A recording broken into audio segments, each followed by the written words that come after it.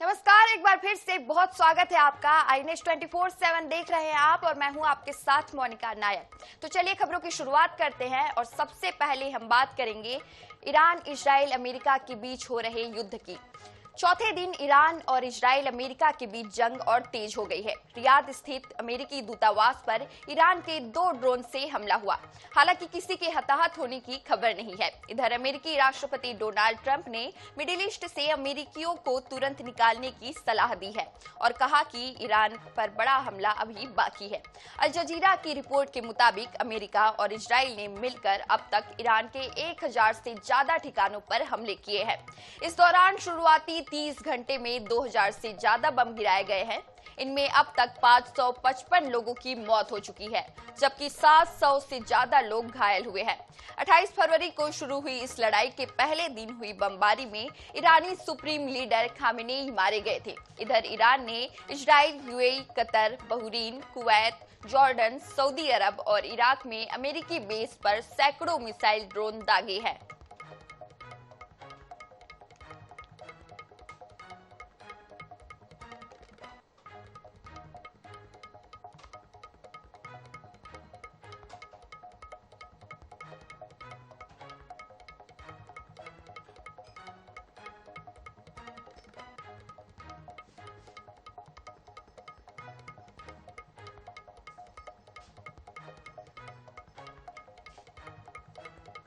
ये तस्वीरें देख सकते हैं आप, जहां सीधे हम आपको वॉर अपडेट दे रहे हैं। पाकिस्तान में अमेरिकी दूतावासों पर लोगों का हमला हुआ है। अमेरिका, इजराइल ने ईरान पर 24 घंटे में 1200 बम गिराए हैं। ईरान बोला अमेरिका से कोई समझौता नहीं होगा, तो वहीं ट्रंप का कहना है कि अभी बड़ा हमला बाकी है। कुवैत में अमेरिका के 3 फाइटर जेट क्रैश किए गए। ईरान में 555 की मौत और 740 लोग घायल बताए जा रहे हैं। मिडिल ईस्ट में महायुद्ध जारी है। ईरान पर 2000 से ज्यादा बम गिराए गए। अमेरिकी दूतावास पर ईरान का ड्रोन अटैक, विस्फोट के बाद एम्बेसी में आग लगी। अब तक 200 से ज्यादा लोगों की मौत हुई है। ईरान ने 9 देशों के अमेरिकी बेस पर हमले किए हैं। भारत में तेल, शेयर बाजार और सोना चांदी पर भी इस महायुद्ध का असर देखने को मिला। अमेरिका ईरान जंग का असर अभी जारी है। पाकिस्तान में अमेरिकी दूतावास पर लोगों का हमला हुआ। अमेरिका, इजराइल ने ईरान पर 24 घंटे में 1200 बम गिराए। ट्रंप का कहना है कि अभी सबसे बड़ा हमला बाकी है।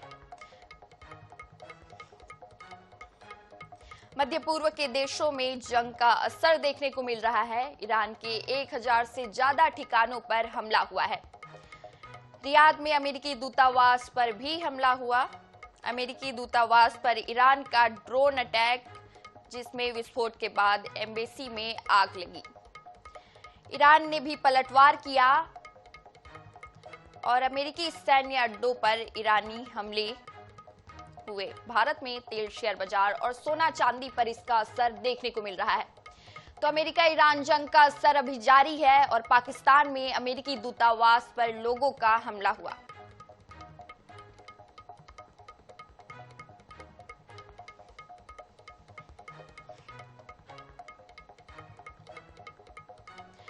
तो बड़ी खबर आपको बता रहे हैं, ईरान इजराइल के बीच जारी तनाव का असर अब पूरे मिडिल ईस्ट में साफ दिखाई देने लगा है। ईरानी एयर स्पेस बंद होने की वजह से कई देशों के सैकड़ों लोग फंस गए हैं। ट्रैवल एजेंट फेडरेशन के मुताबिक मध्य प्रदेश के 750 से अधिक लोग इस हालात से प्रभावित हुए हैं। इनमें वे लोग भी शामिल हैं जिन्हें भारत लौटना था या जिनकी आगे की कनेक्टिंग फ्लाइट्स थी। एयर स्पेस बंद होने से उनका यात्रा शेड्यूल पूरी तरह प्रभावित हुआ है। हालांकि राहत की बात यह है कि अधिकांश एयरलाइंस ने 10 मार्च तक की बुकिंग पर कैंसिलेशन के मामले में 100% रिफंड देने की घोषणा की है।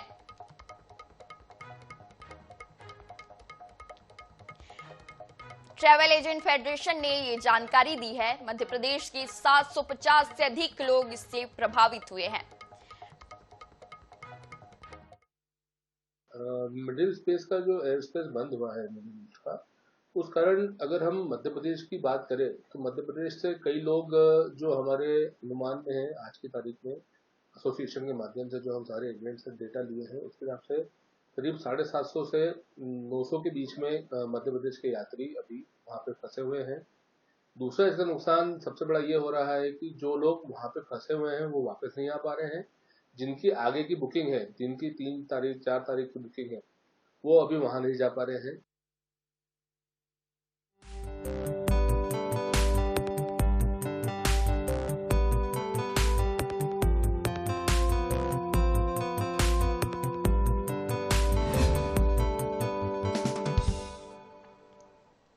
मुख्यमंत्री डॉक्टर मोहन यादव की अध्यक्षता में प्रदेश की पहली कृषि कैबिनेट बैठक सोमवार को बड़वानी जिले के नागलवाड़ी में आयोजित हुई।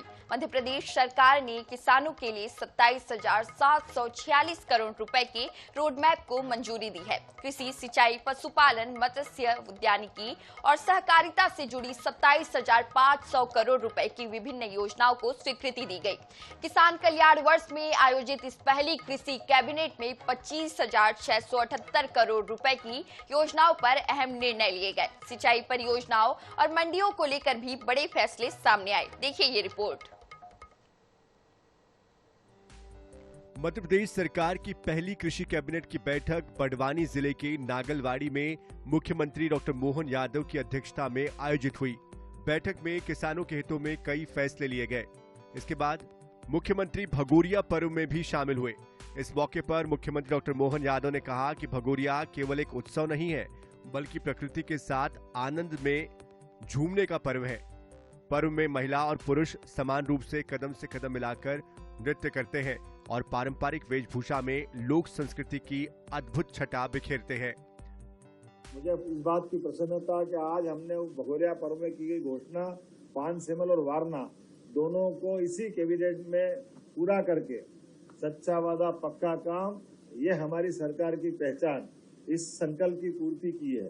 तो मैं आपके माध्यम से घोषणा करना चाहूंगा कि बड़वानी के अंदर सभी प्रकार के किसानों की फसलों के लिए नए प्रकार के आधुनिक सब्जी मंडी बनाई जाएगी, ताकि किसानों को उनकी उपज का उचित दाम मिले और प्रोसेसिंग के माध्यम से राज्य में समृद्धि आए।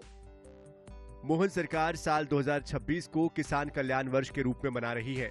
ये कृषि कैबिनेट की किसानों के विकास के लिए राज्य सरकार की मजबूत प्रतिबद्धता को भी दर्शाती है।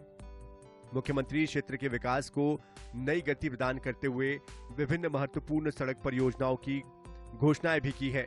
उन्होंने पलसूद बाईपास और ओझर बाईपास का निर्माण कराने के साथ ही एबी रोड के भंवरगढ़ स्थित खाज्या नायक स्मारक तक पहुंच मार्ग का निर्माण कार्य कराने की घोषणा भी की है। Bureau report, INS 24/7।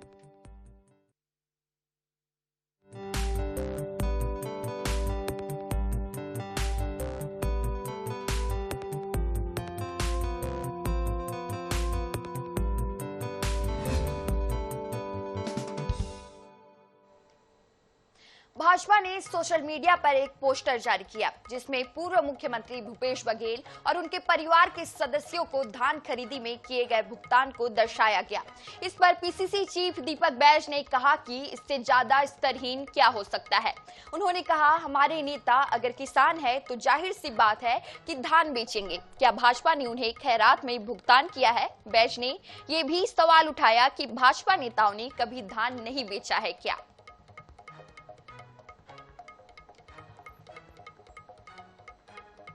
Bharatiya Janata party ने कल सोशल मीडिया में एक पोस्टर जारी कर उन्होंने कहा है कि कांग्रेस नेता और उनके परिवारजनों का कितना भुगतान हुआ है। मैं समझता हूं इससे ज्यादा स्तरीय बयान क्या हो सकता है। यदि हम और हमारे नेता किसान हैं और हमारे खेतों में अगर हमने धान पैदावार किया है तो धान भी बेचेंगे और सरकार उसका भुगतान भी करेगी।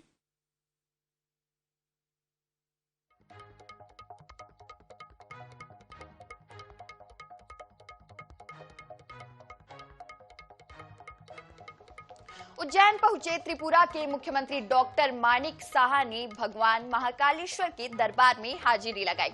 सीएम शाह ने विधि विधान से भगवान की पूजा अर्चना की, साथ ही लोक कल्याण की मंगल कामना की। महाकालेश्वर मंदिर प्रबंधन ने मुख्यमंत्री का विशेष सम्मान किया। दर्शन के मंत्री ने मंदिर की भव्यता और यहां की कुशल व्यवस्थाओं की प्रशंसा की। देखिए, मैं यहाँ पर कम से कम 50 साल के बाद महाकालेश्वर मंदिर में मैं आया हूँ और माननीय प्रधानमंत्री श्री नरेंद्र मोदी जी को मैंने देखा जब इसको इतना अच्छी तरह से डेवलप हुआ। तो ये तो स्क्रीन में देखते थे हम लोग, टीवी स्क्रीन में। तो बहुत दिन से सोच रहा था यहाँ आऊँ, तो आने के बाद मैंने देखा पूरा बिल्कुल चेंज हो गया और एक भव्य जो मंदिर होता है वैसे ही बना है यहाँ। तो वहीं कवर्धा के कुकदूर थाना क्षेत्र में पुलिस को बड़ी सफलता मिली है। इलाके में सक्रिय लुटेरा गिरोह का पर्दाफाश करते हुए पुलिस ने एक नाबालिग समेत 6 आरोपियों को गिरफ्तार किया है। आरोपियों के पास से नकदी लूट में प्रयुक्त औजार और एक मोटरसाइकिल बरामद की गई है। गिरोह ने अपने गैंग का नाम छल्ला रखा था। पुलिस के अनुसार बैगा बाहुल्य इस क्षेत्र में आरोपी अंधेरे और सुनसान रास्तों पर राहगीरों व व्यापारियों को रोककर जान से मारने की धमकी देते थे, फिर लूटपाट करते थे। लूट के दौरान कई लोगों से मारपीट भी की गई थी।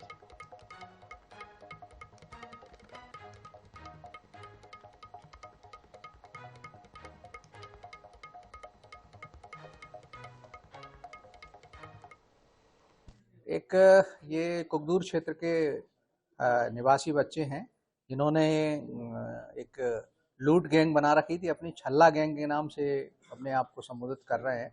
और ऐसे लोगों को ये टारगेट करते थे जो राहगीर होते थे, दूसरे प्रदेश के होते थे या फेरी वाले होते थे, जिनसे पैसे, नकदी, मोबाइल ये सब छीन रहे थे, लूट रहे थे ये लोग। तो बढ़ते हैं अगली खबर की ओर। आज साल का पहला पूर्ण चंद्र ग्रहण लग रहा है। ग्रहण दोपहर 3:20 पर शुरू होकर शाम 6:46 तक रहेगा। कुल अवधि करीब 3 घंटे 27 मिनट होगी। हालांकि भारत में चंद्रोदय शाम 5:59 पर होगा, इसलिए यहाँ केवल मोक्ष काल ही दिखाई देगा। सूतक काल सुबह 6:20 से प्रभावी है। इस दौरान मंदिरों के द्वार बंद कर दिए गए हैं।